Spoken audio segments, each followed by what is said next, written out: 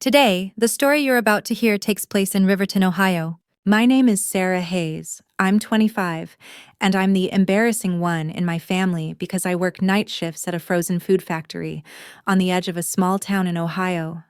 I'm writing this down like a note to my future self, so I never forget the moment my mom decided my life wasn't worth bragging about. You ever sacrifice what you want for your family, only to become the person they're most ashamed of? While my brothers and sisters chased degrees and shiny careers, I stayed behind in Riverton, clocking in at the plant so we could keep the mortgage paid after my dad died. It wasn't glamorous, but it was real work. I came home smelling like freezer burn and spices, shoulders aching from lifting boxes, but at least the bills didn't bounce. To my mom, though, my steel-toe boots and hairnet meant one thing: failure. I still hear her voice from that family barbecue a couple years back, when relatives asked what I was doing with my life. She laughed, actually laughed, and said, "Sarah's taking some time to figure herself out. She's just helping out at a local place for now."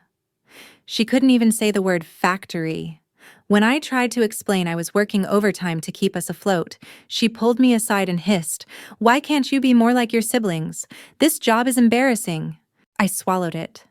The humiliation, the anger, the way everyone's eyes slid off me like I was background noise. I told myself it was just a phase, that if I kept my head down and worked hard enough, one day she'd see me differently.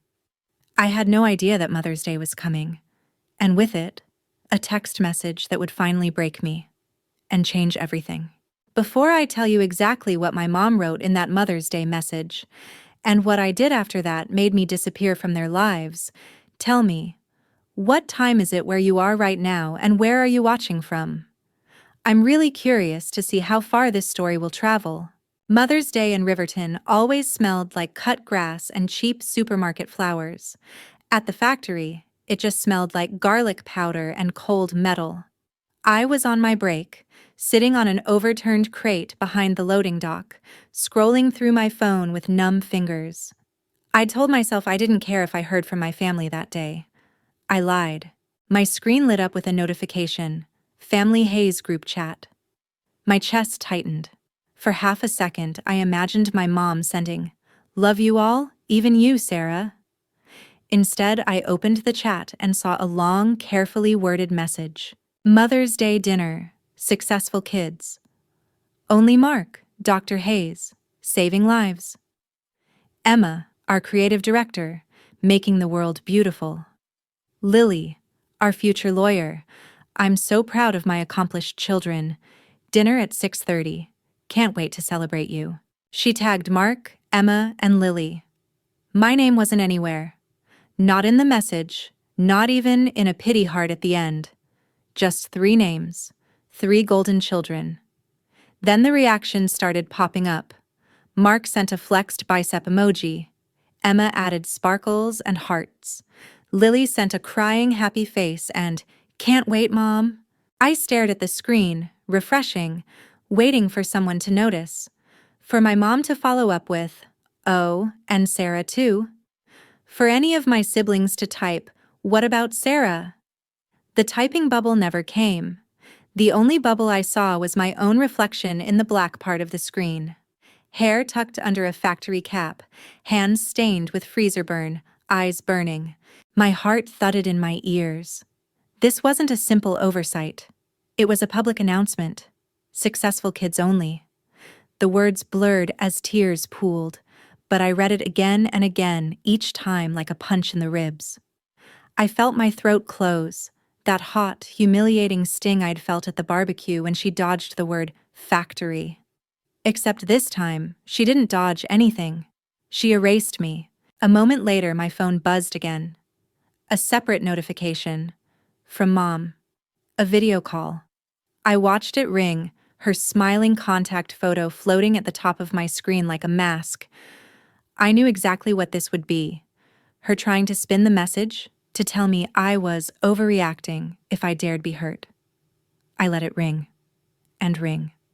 And finally, time out. She texted right after, "Hope you understand. Tonight is just about celebrating achievements. You know you're always part of the family. Always part of the family. Just not proud enough to be seen. Have you ever watched your own mother type a sentence that proves you're just a footnote in her life story? I didn't answer. Not her text. Not the call. Instead, I stared at the message thread until my break was over, then slid my phone into my pocket like I was burying something. I went back to the production line, but my hands moved on autopilot. In my head, something shattered, and something else, something colder, clicked into place. They had made it clear where I stood. I decided it was time I made a decision of my own. The day after Mother's Day, my alarm went off at 4:30 a.m. like always. But for the first time, I didn't wake up wondering how to make my mom proud. I woke up wondering why I'd given her that power for so long. That evening, after my shift, I sat at the small kitchen table in my studio apartment with a notebook and a pen. At the top of the page, I wrote 2 columns: "Stay connected" on the left, "Cut ties" on the right. It felt dramatic, but I needed to see it in ink. Under "Stay Connected," I wrote, "Holidays with family. Maybe one day she'll accept me. Not being the bad daughter. Undercut ties. No more humiliation. No more waiting for an invitation that never comes. Space to build a life on my terms. Peace." The right side filled up faster than the left. Still, my hand hovered over the page. Who cuts off their own mom over a text? That voice in my head sounded a lot like hers. As if on cue, my phone buzzed. Messages flooded the family chat, photos from the Mother's Day dinner. My mom smiling between Mark in his white coat and Emma in a sleek blazer. Lily in a floral dress, holding a bouquet. Captions like, "Mom deserves the best." "Proud of this family." Under one picture, my mom had commented, "My 3 shining stars." Again, not even a mention of the 4th. Separate from the group, a new message appeared from Mark. "Hey, heard you were busy yesterday. Mom was a little hurt. You know she didn't mean it that way. Don't make everything so dramatic." Emma added another. "Next year just, show up more with your career stuff and she'll include you. You know how she is." No one wrote. That message was wrong. The problem apparently was me. I stared at their texts, then at my pro-con list, and felt something inside me harden. They weren't asking if I was okay. They were asking me to swallow it. Again. So the family image stayed smooth. I opened the group chat, scrolled up to Mother's Day dinner, successful kids only, took a screenshot, and saved it in a locked album. Not to obsess over it, but as a reminder. A receipt of the moment my place in the family was made official. Optional. Then, with shaking fingers, I muted the group chat for a year. After that, I opened Mom's conversation, held my thumb on her name, and hit block. The system asked, "Are you sure?" For once, I was. I blocked Mark and Emma too. I hesitated on Lily, my baby sister who had grown up watching this dynamic like it was normal, but I left her unblocked. For now. That night, my friend and coworker Mia Brooks came over with takeout. She noticed my red eyes, the open notebook, the locked screen on my phone. "What happened?" she asked, sitting across from me. I slid the notebook toward her. She read both columns, then looked up. "You already know your answer, Sarah. You wrote it." My voice was barely a whisper. "Would you cut off your own family if they never saw your worth? If they literally wrote you out of their life like a typo?" She didn't hesitate. "I'd cut off anyone who made me feel smaller on purpose. Blood or not." In that moment, something settled. I picked up my pen and, at the bottom of the right column, wrote in all caps, "I choose me." The next morning, I woke up with puffy eyes but a strange lightness in my chest. For the first time, family wasn't automatic. It was a choice. And I had finally made one. Once the noise of the group chat was gone, my life got quieter. Not empty, just quieter. No more constant alerts of celebrations I wasn't invited to. No more subtle jabs wrapped in, just joking. In that silence, I heard something I hadn't heard in years. My own thoughts. I doubled down at the factory, not to prove anything to my mom this time, but to prove something to myself. When my manager, Rachel Turner, mentioned that the company would reimburse part of the tuition for technical courses, I didn't brush it off like I usually did. I signed up for night classes at Riverton Technical College, industrial safety, process improvement, basic engineering concepts. If I was just a factory worker, I'd be the kind who knew every inch of the line. Mia joined me for one of the classes, and we became those annoying people who sat in the front row, asking questions and sharing notes. We'd grab coffee from the vending machine, laughing about how we were too tired to be this ambitious. But inside, something new grew. A quiet pride that had nothing to do with a framed degree and everything to do with choosing my path. One Tuesday evening, I was rushing into the building, a stack of worksheets in my arms, when I heard a familiar voice behind me. "Sarah?" It was small, hesitant. I froze. I turned around and saw Lily standing by the bulletin board, clutching a backpack. Her hair was pulled into a messy bun, and she was wearing a college hoodie. For a second, it felt like I'd been punched and hugged at the same time. "Lily," I managed. She nodded, eyes wide. "I didn't know you were taking classes here." I swallowed. "I didn't know you were either." Silence stretched. Then she blurted, "Mom doesn't know I signed up for this program. She thinks I'm just sticking to law school stuff, but I wanted to see what else was out there." There it was, a crack in the perfect image. We sat on a bench in the hallway, knees almost touching. "I saw the Mother's Day message," she said quietly. "I wanted to say something, but Mark told me not to stir things up. I'm sorry, Sarah." Her apology hit harder than my mom's text. "It wasn't your job to fix it," I said, even as part of me wished she'd tried. Lily twisted the strap of her bag. "Mom's been weird since then. She acts like everything's fine, but she keeps bringing you up.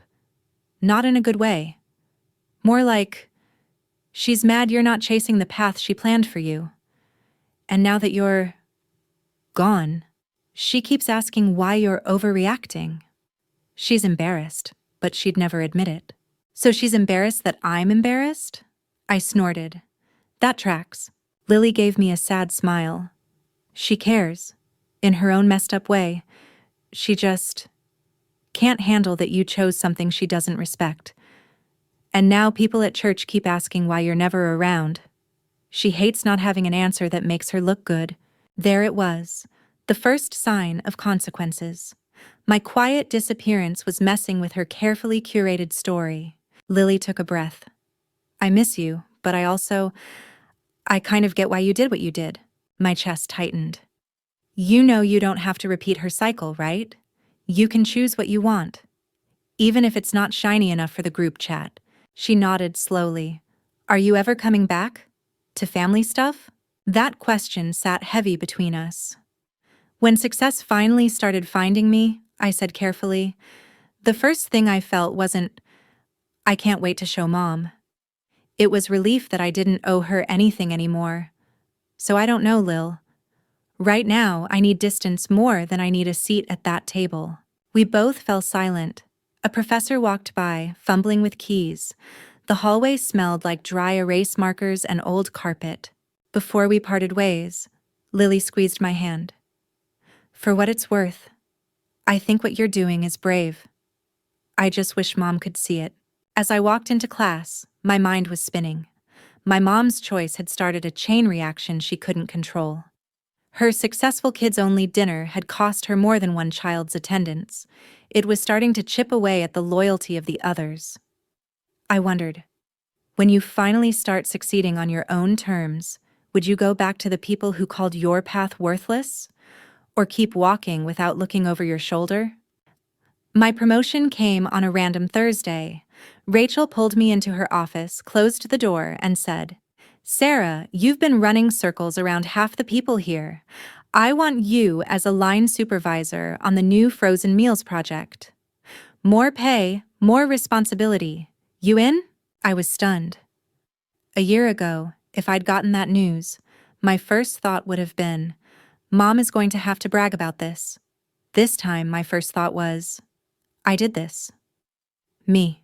I accepted the promotion. The new role was intense, scheduling shifts, handling breakdowns, smoothing out team conflicts. But it gave me something I'd never really had before: authority. People looked to me for answers. They trusted me. And not because I had a fancy degree, but because I'd been in the trenches with them. Still, late at night, old doubts crept in. Without thinking, I would unlock my phone and hover over my mom's contact, even though it was blocked. Or I'd scroll past photos of my siblings' achievements shared by mutual acquaintances. My stomach twisted every time I saw a post about "so proud of my kids," with 3 smiling faces and a mysterious invisible fourth. One weekend, after a particularly weird spiral of stalking social media and cursing myself for caring, I opened the Notes app on my phone and started typing.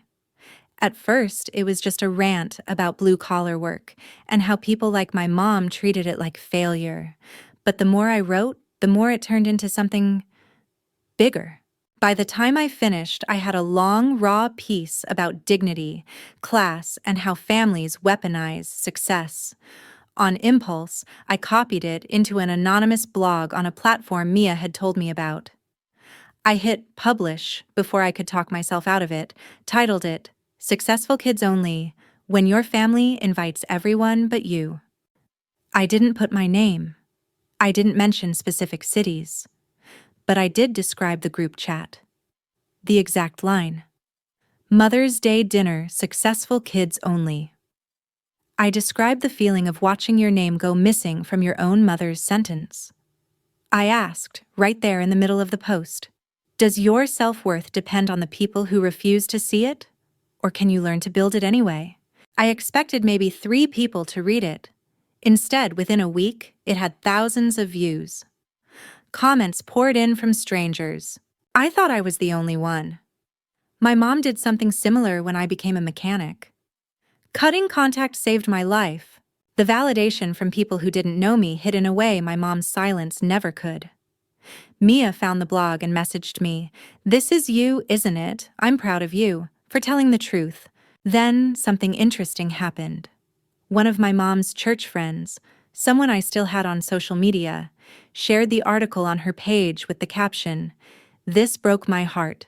Parents, don't do this to your kids." The next day, another mutual shared it. The story was traveling in the same circles my mom moved in, and she had no idea she was the villain. Or maybe she did. Because a few days later, an unknown number called my phone. I let it go to voicemail. Later, I listened. It was my mom's voice, strained and tight. "Sarah, it's Mom. I heard this story going around online. People keep sending it to me, saying it sounds familiar. I hope you're not involved in anything that makes our family look bad. We need to talk. Call me back." Not, "Are you okay?" Not, "Did I hurt you?" Just concern about how she looked. I didn't call her back. I saved the voicemail, though. Another receipt. As the blog continued to circulate, Rachel pulled me aside at work one day. "Hey, random question," she said. "I read this post about someone whose mom excluded them from a Mother's Day dinner. The author sounded a lot like you." I felt my cheeks heat. "Maybe," I said carefully. She smiled. "If it was you, you should know. It was powerful. And anyone who can lead on the line and write like that? You're going places, Hayes. Don't let anyone tell you otherwise." That night, I printed my blog post and the pro-con list from months before. I put them in a folder labeled "Proof I'm Not Crazy." When the doubts came, I opened it and reminded myself I had the right to define my worth. My mom could lose sleep over public perception if she wanted. I was done losing sleep over her approval. The community event invitation came through Mia. "They're doing a storytelling night downtown," she said, waving a flyer in my face during our lunch break. "Theme is when family crosses the line. You have to do it." "Absolutely not," I said through a mouthful of sandwich. "It's one thing to write anonymously, it's another to stand on a stage and tell everyone my mom's worst moment." Mia grinned. "Or your strongest. Think about all the people who commented on your blog. What if they were in that room? You could be the reason someone finally walks away from a toxic situation." The idea burrowed into my brain and refused to leave. A week later, my name was on the event lineup. The night of the storytelling event, my hands shook so badly I almost dropped the mic. The room was a mix of strangers, some in hoodies, some in business casual, some with tear-streaked makeup like they'd already heard something that hit too close. I cleared my throat and started with the line I knew would land. My mom called me embarrassing because I chose factory work. A murmur swept through the room. I told them about the barbecue, the dodged explanations, the Mother's Day text. I recited the exact words, watching faces flinch at "successful kids only." I talked about the pro-con list, the blocked numbers, the blog, the voicemail where my mom was more worried about her reputation than my heart. In the middle, I paused and asked the question that had once gutted me. Have you ever looked at your own family and realized you're only loved on their terms? That their love disappears the moment you stop making them look good? Dozens of people nodded. A few wiped tears. It was like breathing underwater my whole life and suddenly hitting air. I ended with this. I used to believe that family was a debt I owed. That if they gave me life, I had to give them my silence. Now I know something else. I can love where I come from and still walk away from the parts that are killing me. When I stepped off stage, people hugged me, thanked me, told me pieces of their own stories. One woman whispered, "I screenshotted my mom's text the day she uninvited me from Christmas. Hearing you say it out loud, I think I can finally stop feeling guilty." On the bus home, I scrolled through my phone and my heart stuttered. My blog post had been shared by a bigger page, someone with hundreds of thousands of followers, along with a caption, "The successful kids-only mom is why so many of us are in therapy." The comments were a war zone, but most were on the side of kids like me. Buried midway down the comment thread, I saw a familiar name, Lily Hayes. She had written, "Sometimes the successful kids are just the ones who learned how to perform. The others are just trying to survive." I stared at her comment, feeling both proud and protective. Later that week, Lily texted me directly. "Saw your talk on someone's story. It was you, right?" I confirmed. After a long pause, she replied, "Mom saw it too. She's not handling it well. People at church are talking. She says you're airing family business. But honestly, maybe someone needed to." Knowing my story had cracked her perfect facade should have felt like cheap revenge. Instead, it felt like balance. Actions meet consequences. As I lay in bed that night, exhaustion wrapped around me, but beneath it was something softer. I realized I had built a small, messy, beautiful community, people from work, from class, from that event, who saw me. No degrees, no titles, just me. Maybe family didn't have to mean shared DNA. Maybe it could mean shared survival. Where have you found your chosen family? The people who made you feel more at home than your own house ever did. A few years slipped by in a way that did not feel dramatic from the inside. There was no single explosion, no big screaming match. Just a series of days where I woke up, went to work, did my job well, came home to a quiet apartment that slowly filled up with signs of a life I had chosen instead of a life I had been assigned. I moved up again at the factory, this time into a role that had me traveling between plants, helping other supervisors fix their lines and train their teams. I had a beat-up company laptop, a suitcase that stayed half-packed, and a calendar that did not revolve around family holidays anymore. My phone contacts list got shorter, but my world got bigger. I kept writing too. The blog that had started as a late-night vent turned into a place where people checked in regularly. I posted about boundaries, about the weird guilt that comes with saying no to your own parents, about blue-collar pride. Sometimes I wrote about small moments at work that would have meant nothing to my mom, but meant everything to me. Like the day a new hire told me, "You are the first boss I ever had who did not talk down to me." That comment meant more than any forced congratulations from my old life ever could. Every so often, I would get updates about my family through other people. A coworker who still went to my mom's church would mention hearing my last name in a prayer request. Online, I would see my siblings tagged in pictures without me. Lily and I texted now and then, keeping it light unless one of us had a bad day and needed the other to say, "No, you are not crazy. This really happened." From her, I found out that my mom had not let the story go. The post, the talk, the way people online latched onto the phrase "successful kids only," it all got under her skin. She hated that there was a whole corner of the internet where she was a character and not the author. She changed churches for a while, then went back. She complained that people were judging her, that they did not understand what it was like to raise kids these days. She did not, as far as I knew, ever say to them, "I hurt my daughter, and I am trying to make it right." Then life did what it always does. It added more pressure. My mom had health issues, the kind people whisper about in grocery store aisles: high blood pressure, stress, time off work, bills stacking up. The house I grew up in needed repairs. At first, I heard about it in pieces from Lily, almost apologetically, like she did not want me to think she was using our relationship to pass messages.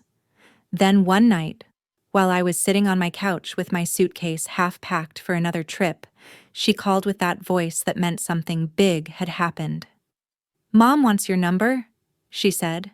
"She says she needs to talk to you." I could hear from the way she said it that this was not about feelings. I asked why, even though I already knew. Lily sighed. "She is behind on payments, the roof is leaking, the hospital bills are a lot. She heard you are doing well now, traveling for work, maybe speaking at events. She keeps saying, if Sarah really cared about family, she would step up." There it was, clear as day. Not "I miss you," not "I am sorry for that text," not "I have been thinking about what I did to you." Just if she cared, she would fix it. The old version of me, the one who stayed behind and picked up extra shifts, because I felt responsible for everyone, flared up for a second. I pictured my mom sitting alone in the living room, the house dim, the walls a little more cracked than I remembered. I imagined her complaining to her friends that her daughter had abandoned her. Guilt is sneaky like that. It does not care how many times you have been hurt. It only cares that you were trained to answer when someone says family. I took a slow breath and asked Lily, "What do you think I should do?" She was quiet for a long time. Finally, she said, "I think you have already done more than anyone knows. You kept the lights on when Dad died. You stayed when everyone else left. You paid for things you could not even afford." Mom never counted any of that when she wrote that Mother's Day text. "I do not think you owe her a rescue now. She is going to call you cruel for that, but I do not think it is cruel. I think it is just consequences." Hearing my baby sister say the word consequences about our mother was like hearing a door click shut in my head that had been stuck half open for years. It did not slam. It just closed. Gently, but firmly. I told Lily she could give Mom a message, but not my number. "Tell her I hope she takes care of her health," I said. "Tell her I hope she gets the help she needs and that she deserves support as a person. But also tell her I am not her backup plan. She chose who counted when she was on top. I am not going to pretend that never happened now that she is struggling. Lily let out a breath like she had been holding it. "She is going to say you took everything from her," she warned. I shook my head, even though she could not see it. "She still has 3 kids who show up for her. She has her friends, her church group. I did not take everything from her. I just stopped letting her take everything from me." A few weeks later, a small package showed up at my apartment. No return address, but the handwriting on the label was burned into my memory from years of signed permission slips and sticky notes on the fridge. Inside was a little jewelry box with my initials on it from when I was a kid, and a letter. The letter was exactly what you would expect from someone who had never learned how to say "I am sorry" without twisting it. She never wrote those 3 words. Instead, she wrote, "I know I was not a perfect mother, but you misunderstood so much of what I tried to do." She wrote, "I only wanted the best for you." She wrote, "You have hurt me deeply by taking our private issues and making them public. People look at me differently now. I cannot even sit in church without wondering who is whispering about that story." And near the end, she wrote, "After everything I did for you, the least you could do is help me in my time of need." That sentence sat on the page like a dare. There was a time when I would have grabbed a pen, called her, begged her to see my side, offered money I barely had. This time, I put the letter down and did something else. I grabbed the same notebook that had my Stay Connected and Cut Ties list, the one with my blog printed out and my little list of victories. On a clean page, I wrote, "Here is what is real." Then I forced myself to list the facts, not the feelings. I did not post her name. I did not show her picture. I told my story in a way that protected her identity more than she had ever protected my dignity. I did not cause her health problems. I did not make people whisper. Her own choices did that. I spent years helping this family in ways nobody outside the house ever saw. That work counted, even if she pretended it did not. I read those lines out loud to myself until they felt more solid than the guilt. Then I took her letter, folded it back up, and put it in the box. I did not throw it away, but I did not let it dictate my next move either. I did not call her. I did not send money. The only thing I sent was one short text through Lily, who agreed to pass it along word for word. It said, "I hope you take care of your health and find the support you need.